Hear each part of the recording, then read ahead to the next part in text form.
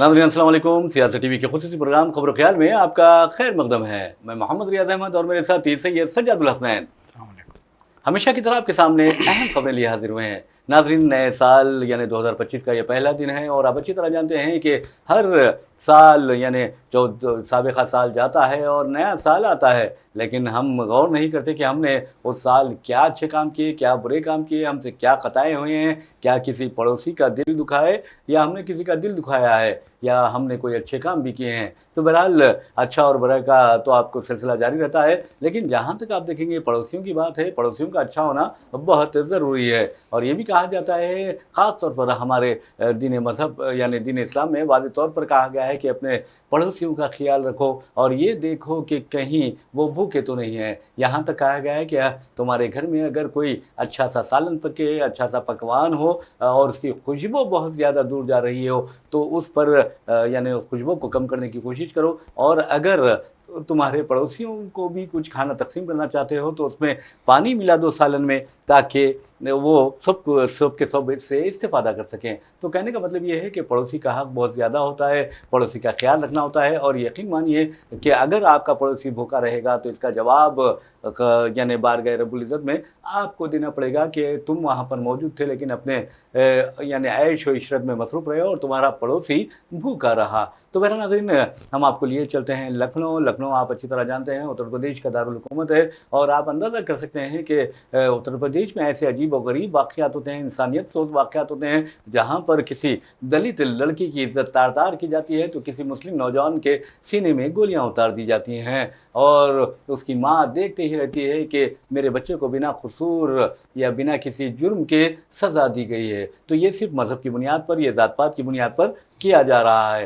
तो बहरहाल उसी उत्तर प्रदेश में एक इलाका है बदायूं। बदायूं के रहने वाले अरशद ने, आपको बता दूं कि उत्तर प्रदेश के दारुल हुकूमत लखनऊ के एक होटल में अपनी माँ और 4 बहनों का कत्ल कर दिया। और इस सिलसिले में उसने जो वीडियो जारी किया, यानी कत्ल से पहले उसमें उसने वाज़ेह किया कि मैंने ये कदम, इंतहाई कदम सिर्फ इसलिए उठाया क्योंकि पड़ोसी हमें तंग कर रहे थे, हमारा हक मार रहे थे, हमारे घर पर कब्जा कर चुके थे और हमारे बारे में ये अफवाह फैला रहे थे कि हम बांग्लादेशी अंदाज है। और वो नहीं चाहता था कि इन बच्चियों को यानी उसकी बहनों को फ़रोख्त कर दिया जाए, यानी इंसानी स्मगलिंग का शिकार बनाया जाए। तो बहरहाल उसने, पता नहीं उसका ज़हनी तवाज़ुन ठीक ना हो, लेकिन उसने एक बात कही है वज़ीर-ए-आज़म नरेंद्र मोदी से और योगी आदित्यनाथ से कि हमें अपनी ज़िंदगी में तो इंसाफ नहीं मिल सका है और आप लोग हमें इंसाफ दिलाइए। और ये उसने वीडियो में ये भी कहा है कि वो अपने मज़हब तब्दील करना चाहता था ताकि उसे इंसाफ मिल सके, क्योंकि पड़ोसियों ने उससे इतना तंग कर दिया था, उसके ख़ानदान को इतना तंग कर दिया था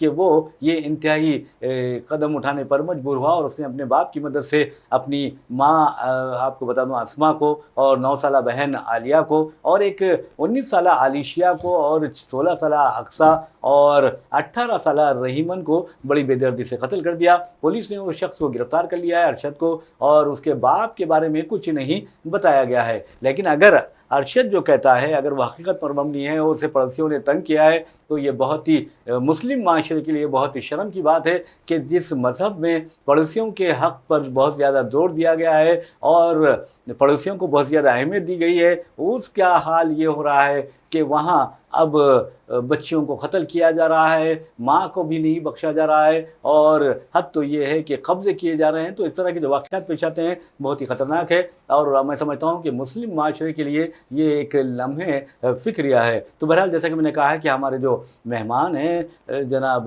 सज्जाद साहब, तो फिर बहरहाल हम चलते हैं सज्जाद साहब के पास और पूछते हैं, सज्जाद साहब, क्या हमारा मुस्लिम माशरा इस कदर खोखला और कमज़ोर हो चुका है कि लोग इस तरह की हरकतों पर उतर आए हैं?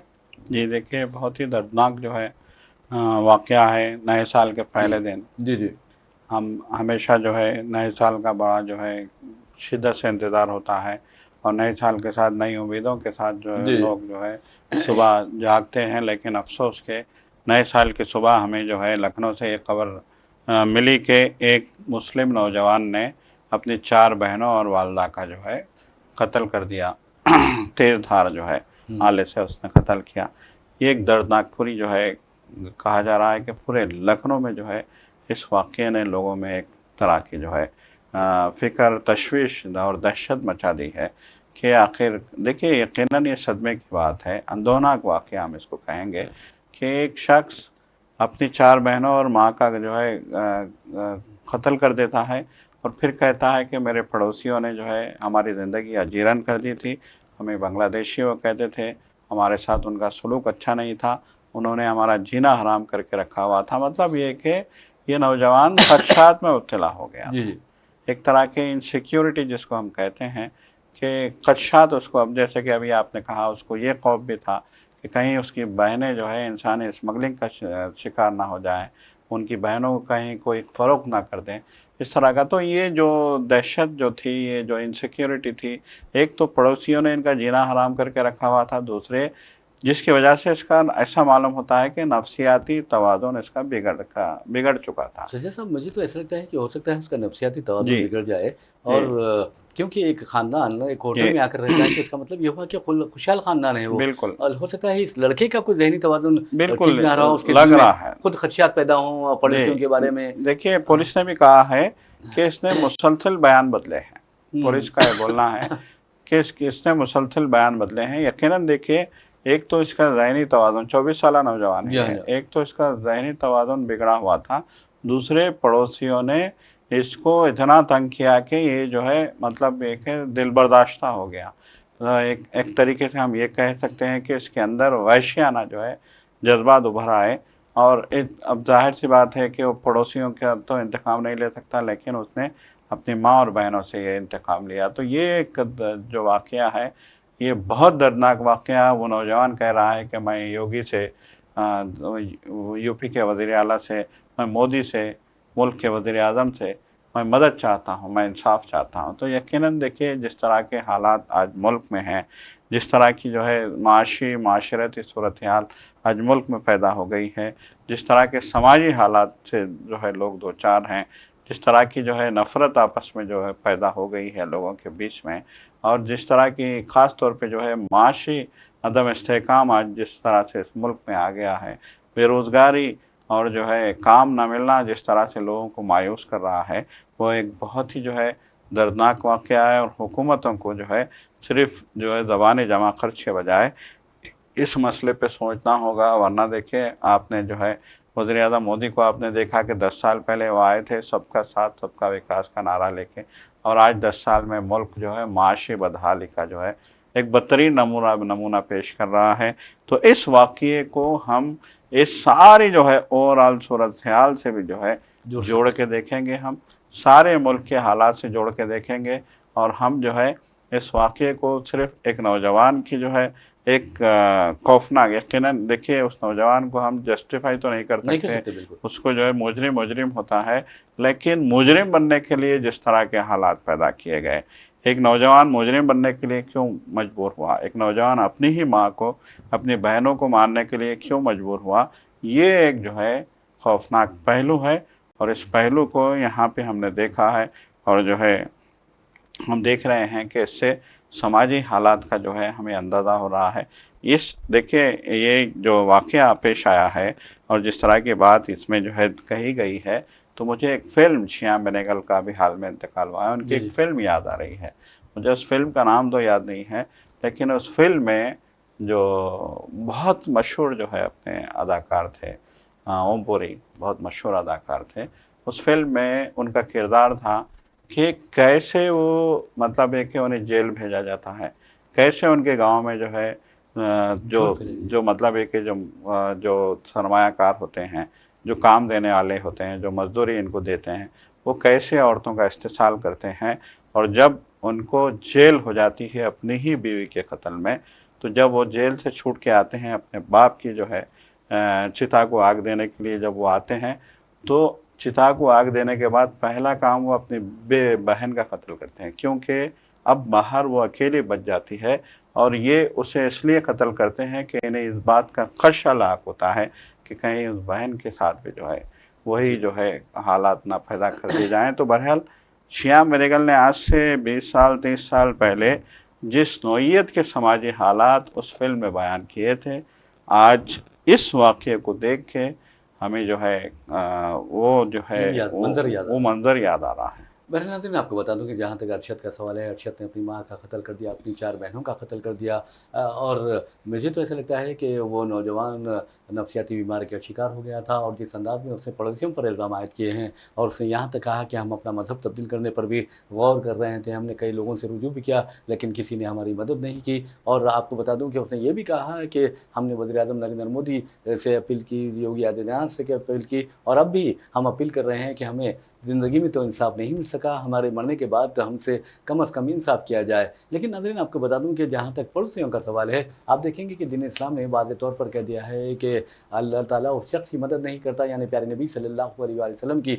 हदीस मुबारक है कि अल्लाह ताला उस शख्स की मदद नहीं करता जो दूसरों की मदद नहीं करता। और एक अहम बात बताता हूँ, हमारे माशरे में जिस तरह की नफसा नफसी की कैफियत यानी पैदा हुई है, छोटे बड़ा गुरूर तकब्बुर का जिस तरह मुजाहरा किया जा रहा है, अमीर गरीब के दरमियान जो तफावत पाया जाता है, और आप हम अंदाज़ा कर सकते हैं, हम कभी ये नहीं कहते कि इस्लाम ज़ात पात में हमें तकसीम करता है, लेकिन आप देखेंगे कि किस तरह जो अमीर हैं वो गरीब को नज़रअंदाज कर देते हैं, जो ताकतवर हैं वो कमज़ोरों को यानी बहुत ही यानी गिरा कर देखते हैं, नीचा देखते हैं। तो ये बहुत बुरी बात है। हालांकि तकब्बुर जो है वो इंतहाई तबाकुन होता है इंसान के लिए, इंसानियत के लिए, और आप यकीन मानिए जो इंसान तकब्बुर करता है, गुरूर और तकब्बुर की बीमारी में मुब्तला होता है, वो ज़लील व ख्वार कर दिया जाता है। तो कहने का मतलब ये है कि हमारा दीन इस्लाम इस कदर साफ़ सुथरा और इतना प्यारा मज़हब है कि जिसमें वाज़ेह तौर पर कहा गया है, ख़ुद प्यारे नबी सल्लल्लाहु अलैहि वसल्लम की एक हदीस मुबारक है कि उस यानी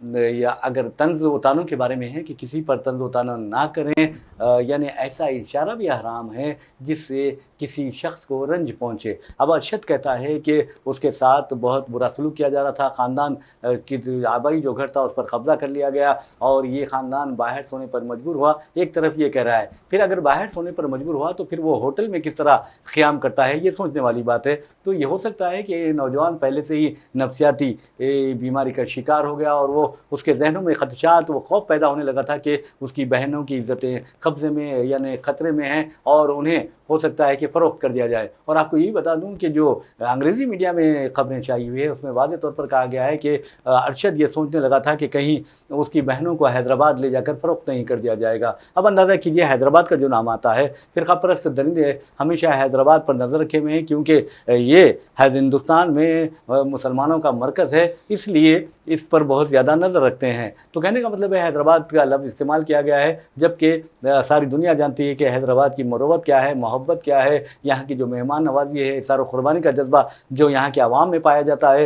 ये गरीब को अपने सीने से लगाते हैं, बीमार का इलाज करवाते हैं, और जो माशी बदहाली का शिकार होते हैं, मजबूर व बेबस होते हैं, बेकस होते हैं, उनकी मदद करते हैं हैदराबादी। उसके बावजूद भी हैदराबाद को निशाना बनाना ये सिर्फ़ और सिर्फ तासुब और जानिबदारी का नतीजा हो सकता है। तो बहरहाल ये बहुत ही ख़तरनाक वाक़या हुआ है, जिसके हम यही चाहेंगे कि कहीं पर इस तरह का वाक़या पेश ना आए। अब देखना है पुलिस क्या तहक़ीक़ात करती है। लेकिन एक बात है, इस वाक़े के लिए वज़ीर-ए-आज़म नरेंद्र मोदी भी ज़िम्मेदार है, योगी आदित्यनाथ भी ज़िम्मेदार है। हो सकता है कि वो नौजवान बेरोज़गारी के नतीजे में, वो नौजवान तासुब व जानिबदारी के नतीजे में उसका ज़हनी तवाज़ुन बिगड़ गया होगा, और जिसके नतीजे में वो अंदेशों के तहत अपनी माँ और बहनों को कत्ल कर दिया होगा। तो बहरहाल नाज़रीन, एक और ख़बर की जानिब चलते हैं। जैसा कि मैंने कहा है कि जिस अंदाज़ में हमारे हिंदुस्तान का माहौल हो गया है, ख़ास तौर पर 2014 से लेकर आज तक हिंदुस्तान की जो हालत हो गई है, फ़िरक़ा परस्ती अपने नुक़्ते उरूज पर पहुँच गई है। ख़ास तौर पर मुसलमानों को, ईसाइयों को और दलितों को जिस तरह निशाना बनाया जा रहा है, मसाजिद के मनादिर होने का दावा किया जा रहा है, तो आप अंदाज़ा कीजिए कि जिस कौम में इस तरह के हालात पैदा होंगे तो फिर क्या होगा। तो बहरहाल आपको कहने का मतलब ये है कि मजहबी खतूत पर इम्तियाज़ के बढ़ता जा रहा है, मजहबी खतूत पर लोगों को तकसीम किया जा रहा है। तो ऐसे में खुद आप अंदाज़ा कर सकते हैं कि खुद यहाँ पर जो इश्तियाल अंगेज़ तकारीर किए जा रहे हैं, इश्तियाल अंगेज़ बयानात जारी किए जा रहे हैं, हेट क्राइम्स जो हो रहे हैं, यानी नफ़रत पर मबनी जो जराइम का इर्तिकाब किया जा रहा है, और ख़ास तौर पर मुसलमानों को कभी हुजूम तशद्दुद के नाम पर निशाना बनाया जा रहा है, तो कभी लव जिहाद के नाम पर, लैंड जिहाद के नाम पर, और UPSC जिहाद भी अब शुरू हो गया है, तो उसके नाम نام پر. تو بہرحال یہ جو فرقہ پرست درندے ہیں ایک تو ہندوستان کو تباہ کر رہے ہیں, دوسرے مسلمانوں کی تباہی کا سامان کر رہے ہیں, اور تیسرے عیسائیوں سے بھی انہیں خطرہ پیدا ہو گیا ہے. اب ڈر ہونے لگا ہے کہ انہیں جو ہندو دلت ہیں وہ عیسائی بنتے جا رہے ہیں. اور تیسری طرف آپ دیکھیں گے کہ دلتوں کو یہ انتہائی بے دردی سے قتل کر رہے ہیں, ان کے ساتھ جنسی جرائم کا ارتکاب کیا جا رہا ہے, دلت بیٹیوں کی عزتیں لوٹی جا رہی ہے, عصمتوں کو تار تار کیا جا رہا ہے. تو یہ کیا ہے, اب بے روزگاری کیا چار طرف آپ دیکھیں گے کہ دورہ ہے, اور مہنگائی اپنے نقطۂ عروج پر پہنچ چکی ہے. تو ایسے میں کیا مودی حکومت کس کے لیے ذمہ دار نہیں ہے؟ ہم پوچھیں گے سجاد صاحب سے. یہ بالکل دیکھیے, ہم دیکھ رہے ہیں کہ جی ایس ٹی کی نئی شرح لاگو کی گئی ہیں. پہلے ہی جی ایس ٹی سے لوگ بے حال ہیں. نئی شرحوں سے جی ایس ٹی کے حالات اور بھی زیادہ خراب ہوئے ہیں. معاشی حالات اتنے بگڑے ہوئے ہیں. دیکھیں, بار بار کہا جا رہا ہے کہ موجودہ جو وزیر اعظم ہیں وہ انتہائی جو ہے شفقانہ فیصلے لے رہے ہیں, بے رحمانہ جس کو کہا جاتا ہے, کہ بے رحمانہ فیصلے لینے کے لیے ان کو جو ہے جانا جا رہا ہے. اور جس طرح سے اب دیکھیے, ماضی میں انہوں نے ایک چھٹکی میں نوٹ بندی کر دی تھی, سارے ملک کے لوگوں کو پریشان کر کے رکھ دیا تھا. ایک ہی جھٹکے میں انہوں نے کہا تھا کہ آج 10 بجے سے 500 کے 1000 کے نوٹ بند. اتنا جو ہے دردناک فیصلہ, لوگوں کو مشورہ لیے بعد لوگوں کے ووٹ پہ آپ منتخب ہو کے بنتے ہیں بادشاہ, اور بادشاہ ہی جو ہے فرمان جاری کر دیتے ہیں. کتنی پریشانی میں لوگوں کو 60 دن تک انہوں نے گزارا تھا. کتنے لوگ لائن میں لگ کے جو ہے موت کے گھاٹ اتر گئے, کتنے لوگوں کے گھروں کی شادیاں جو ہے ڈسٹرب ہو گئیں, کتنے گھروں کے اسپتال کے خرچے رک گئے تھے. یہ وزیر اعظم مودی کو اس کا بالکل بھی احساس نہیں ہے. اس کے بعد انہوں نے ایک جھٹکے میں کہہ دیا تھا کہ کرونا ہے بند, لاک ڈاؤن, اور ایک جھٹکے میں انہوں نے ہزاروں لاکھوں لوگوں کو جو ہے دوسری جگہوں پہ ایک جھٹکے میں بے روزگار کر کے چھوڑ دیا تھا, بھوکا مرنے کے لیے چھوڑ دیا تھا لوگوں کو. اور کوئی جو ہے بغیر سوچے سمجھے 100 کروڑ کی آبادی کے ملک کو, 140 کروڑ کی آبادی کے ملک کو ایک جھٹکے میں اس طرح سے لاک ڈاؤن بند کر کے جو رکھ دیا گیا تھا, وہ بھی لوگ مذمت کی گئی تھی عالمی سطح پہ, اور کہا گیا تھا کہ اتنے بڑے ملک کو ایک ساتھ اس طرح ظلم کا نشانہ نہیں بنایا جا سکتا. آپ کو سسٹمیٹک وے میں جو ہے لاک ڈاؤن نافذ کرنا تھا. یہ جو ہے ایک دردناک واقعہ ہے, حقیقت ہے, بالکل دردناک حقیقت ہے. اس کے بعد ہم دیکھتے ہیں کہ جی ایس ٹی کا خاکہ ماہر معاشیات سابق وزیر اعظم منموہن سنگھ نے بنایا تھا. جی ایس ٹی کا خاکہ انہوں نے بنایا تھا, وہ ماہرین معاشیات تھے, اور ان کو معلوم تھا کہ جو ہے معیشت کا جو ہے سچویشن کیا ہے, اور اس ملک میں یہ اپلیکیبل ہو سکتا ہے, یہ نہیں ہو سکتا ہے خاکہ, یہ نافذ العمل ہو سکتا ہے, نہیں ہو سکتا. تو جب پورا خاکہ انہوں نے تیار کیا تو انہوں نے کہا تھا کہ یہ ہمارے ملک میں فی الحال نافذ العمل نہیں ہو سکتا, پریکٹیکلی ممکن نہیں ہے, اور انہوں نے اس منصوبے کو روک دیا تھا. مودی جیسے اقتدار میں آئے, بنا سوچے سمجھے کسی کا خاکہ, کوئی ماہر معاشیات وہ جانتا ہے بھائی, جو جس نے بنایا ہے اس کو معلوم ہے کہ اس نے کیا چیز بنائی ہے, اور اس میں خامیاں کیا ہیں, خوبیاں کیا ہیں, اس کے فائدے کیا ہیں, نقصانات کیا ہیں, وہ جانتا ہے. بنا سوچے سمجھے انہوں نے جی ایس ٹی نافذ کر دی. مطلب یہ کہ لوگوں پہ سخت فیصلے, بے رحمانہ فیصلے, بلا سوچے سمجھے فیصلے مسلط کرنے میں ان کا کوئی ثانی نہیں ہے.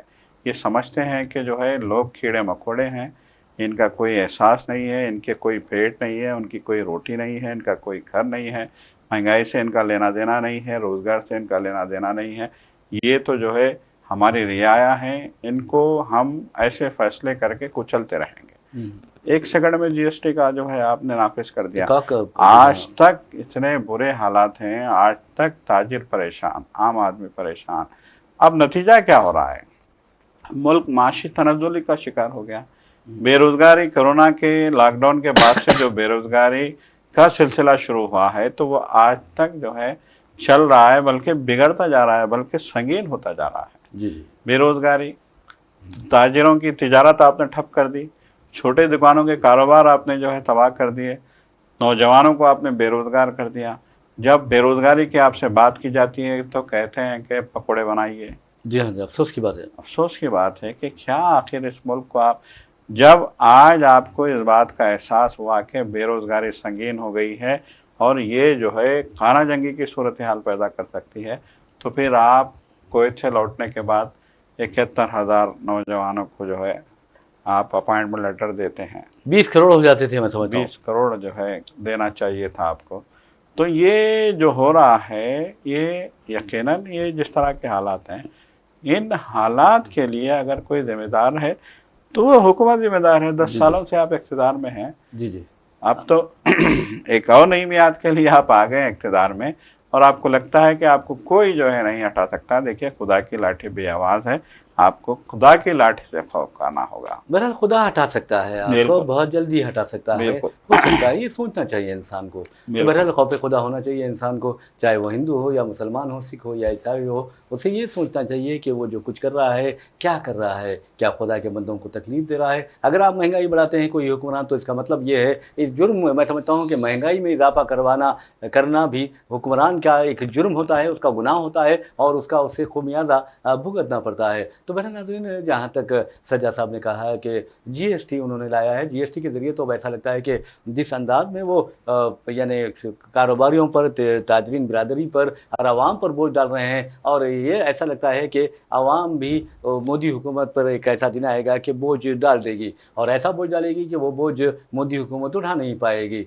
तो बहरहाल नाज़रीन, आपको बताने का मतलब यह है कि आप देखेंगे कि पॉपकॉर्न जो है, पॉपकॉर्न पर तक आपने जीएसटी लगा दिया है, बच्चों की जो स्टेशनरी होती है उस पर उन्होंने जीएसटी लगा दिया है। तो इससे बढ़ के शर्म की बात क्या होनी चाहिए। अब तो हाल ये है कि वज़ीर-ए-आज़म नरेंद्र मोदी और वज़ीर फाइनेंस निर्मला सीतारमन का मजाक उड़ाया जा रहा है, और तंज़िया तौर पर कहा जा रहा है, एक आर्टिफिशियल इंटेलिजेंस के जरिए एक तस्वीर क्रिएट की गई है जिसमें पंडित जवाहरलाल नेहरू हैं और सामने हाथ बांधे मोदी खड़े हैं, बहैसियत वज़ीर-ए-आज़म, बहैसियत वज़ीर फाइनेंस, और पंडित जवाहरलाल नेहरू तंज़िया तौर पर कहते हैं, अरे भाई, ये जीएसटी के जो कमालात हैं या जीएसटी की जो तबाही है, बर्बादी है, उसके लिए मोदी जिम्मेदार नहीं है, मैं जिम्मेदार हूँ। यानी तंज़िया तौर पर उन्होंने कहा है। इसलिए कहा है कि हर तबाही की जो है, हर खराबी जो है, वो पंडित जवाहरलाल नेहरू पर डाल देते हैं मोदी, और ख़ुद बच निकलने की कोशिश करते हैं। कि तो इसका मतलब ये हुआ कि वज़ीर-ए-आज़म नरेंद्र मोदी हिंदुस्तानियों को बेवकूफ़ समझ रहे हैं, जबकि कौन बेवकूफ़ होता है? जो दूसरों को बेवकूफ़ समझता है वो बेवकूफ़ होता है, सज्जा साहब। तो हमारे वज़ीर-ए-आज़म तो बहुत ही होशियार है, अक्लमंद है,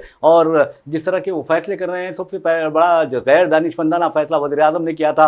आप देखेंगे कोरोना वायरस की वबा जब फूट पड़ी थी, उस वक्त उन्होंने ये फैसला किया कि लॉकडाउन नाफिज कर दिया जाए। इंतहाई बेवकूफ़ाना गैर दानिशमंदाना फैसला था। आवाम से, हिंदुस्तान को बहुत ज़्यादा नुकसान हुआ। आप अंदाज़ा कीजिए कि कोरोना वायरस में हुकूमत कहती है कि 5,70,000 लोग अपनी ज़िंदगियों से महरूम हुए हैं, और आलमी जो मीडिया है वो कहता है कि 5,70,000 नहीं बल्कि 75 लाख के करीब हिंदुस्तानी अपनी ज़िंदगियों से महरूम हुए हैं। तो कौन झूठा है? क्या वज़ीर-ए-आज़म नरेंद्र मोदी की हुकूमत झूठी है, या आलमी बिरादरी झूठी है, आलमी मीडिया झूठा है? ये देखने वाली बात है। और आप अंदाज़ा कीजिए कि जीएसटी के ज़रिए लोगों की ज़िंदगी यानी बहुत परेशान बना दी गई है, महंगाई के ज़रिए बना दी गई है। हद तो यह है कि आप दाल खरीद कर नहीं खा सकते, अब तो सब्जियों का यह हाल हो गया है, उसकी महंगाई का यह हाल हो गया है कि लोग ये सब्जियां खरीदने में भी अब खुद परेशानी महसूस करने लगे हैं। तो बहरहाल नाज़रीन, इस तरह के जो काम होते हैं उसके लिए हुकूमतें जिम्मेदार होती है, और हुकूमतों को सोच लेना चाहिए कि वो हिंदुस्तान को तबाह कर रही हैं, बर्बाद कर रही हैं, या फिर उसे तरक्की की राह पर गामजन कर रही हैं। अगर तुम्हें तरक्की की राह पर गामजन करना है तो फिर जाओ स्विट्ज़रलैंड जाओ, वहाँ पर वर्ल्ड इकनॉमिक फोरम में शिरकत करो, जैसा कि हमारे चीफ मिनिस्टर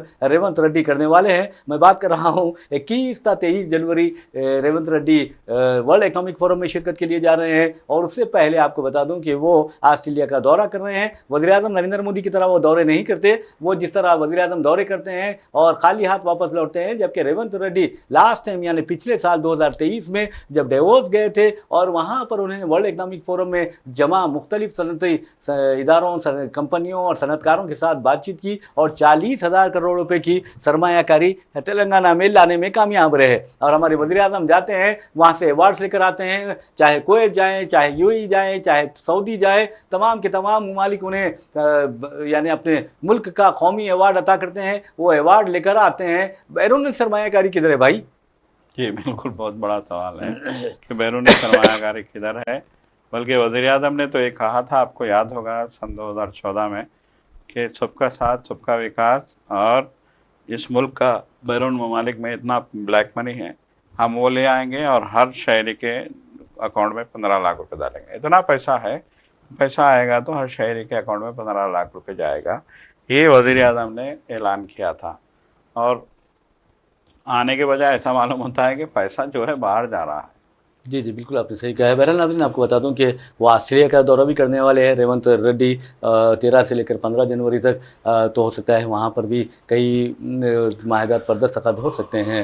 ویسے بھی ناظرین 2024 ساری دنیا میں تباہی و بربادی لے کر آیا ہے، خاص طور پر جو فلسطینیوں کی زندگی میں 2024 نے یعنی تلخ یادیں چھوڑی ہیں. تقریباً آپ کو بتا دوں کہ 7 اکتوبر 2023 کو اسرائیل فلسطینی جنگ کا آغاز ہوا تھا، اور اس کے جنگ میں تقریباً 45,600 کے قریب فلسطینیوں نے جام شہادت نوش کیا، جن میں 60% یا 70% خواتین اور بچے ہیں. تو آپ اندازہ کیجئے کہ آج دنیا کتنی بے بس ہے، کتنی بے حس ہے، اور خاص طور پر ہمارے جو امہ ہے، یعنی امت مسلمہ کے جو حکمراں ہیں، جو حکومتیں ہیں، وہ کیا کر رہی ہیں، یہ سوچنے والی سے بات ہے. کیونکہ دوسروں پر الزام دھرنے سے پہلے ہمیں اپنے یعنی جہاں اپنے آپ کو دیکھنا چاہیے کہ ہم کیا کر رہے ہیں. تو بہرحال آپ اندازہ کر سکتے ہیں کہ ایک 14 ماہ کے دوران 45,541 فلسطینی شہید ہوتے ہیں، 1,08,338 فلسطینی زخمی ہوتے ہیں، جس میں 80% مستقل طور پر معذور ہو چکے ہیں. اسرائیل نے سارے غزہ کو، سارے فلسطین کو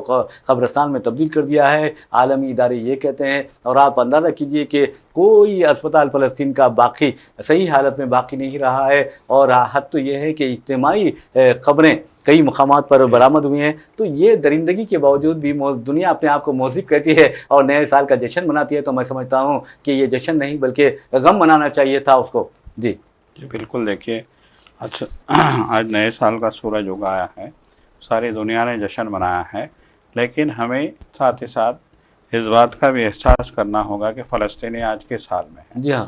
گزشتہ روز ہی ایک رپورٹ آئی تھی ریاض صاحب کے، فلسطینیوں کی ایک بڑی تعداد